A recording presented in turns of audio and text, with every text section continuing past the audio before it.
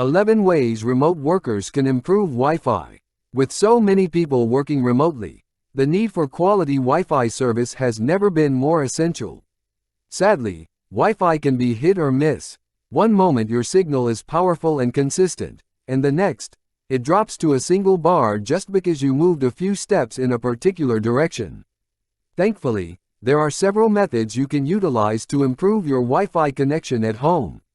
Keep reading to explore the 10 best solutions available to get the most out of your internet connection. 1. Pick a good spot for your router. Where did you place your internet router? If it's in a closet, cupboard, bookshelf, or close to a wall, your Wi-Fi signal is likely stinted. Moving your router is a great way to boost your signal's strength, speed, and reach. In general, it's best to keep it in a more central, prominent place away from any metal. That's because metal is a top disruptor of Wi-Fi signals.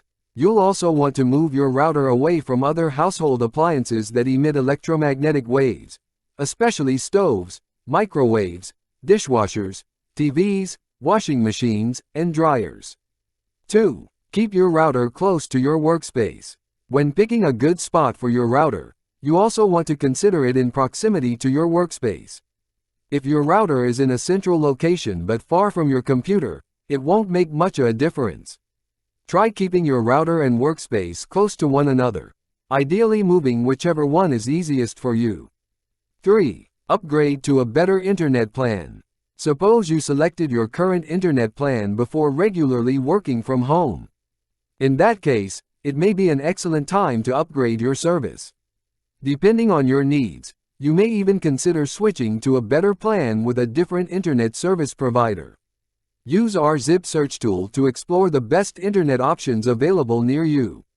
You'll likely be able to find quality deals that will provide you with better internet and data while also saving you money. 4. Cut off Wi-Fi leeches. Chances are you're not the only remote worker in your neighborhood. So don't assume your neighbors won't latch onto your Wi-Fi just because they have their own. They definitely might. Luckily, most internet service providers and newer routers come with a mobile app you can use to see who's using your internet. You should be able to bump any Wi-Fi leeches off your network, or at the very least set a strong Wi-Fi password to keep them out. 5. Regularly update your devices. A common mistake users make is ignoring or snoozing their update notifications. Resist the urge as best you can. Software updates often come with bug fixes and additional security measures previous versions lacked. This will help keep your devices running at their best and hopefully protect you from any cybersecurity attacks that may slow down your workflow or internet connection. 6. Buy a Wi-Fi repeater, booster, extender. Though they all work slightly differently, Wi-Fi repeaters, boosters, and extenders all help to improve Wi-Fi performance. Repeaters are small devices that take an existing signal from your Wi-Fi router and rebroadcast it as a new network option. The new network is an extension of your primary network, and all data that goes through it also goes through the leading network. Extenders and boosters are similar but designed to amplify the existing signal before rebroadcasting it to create the new network.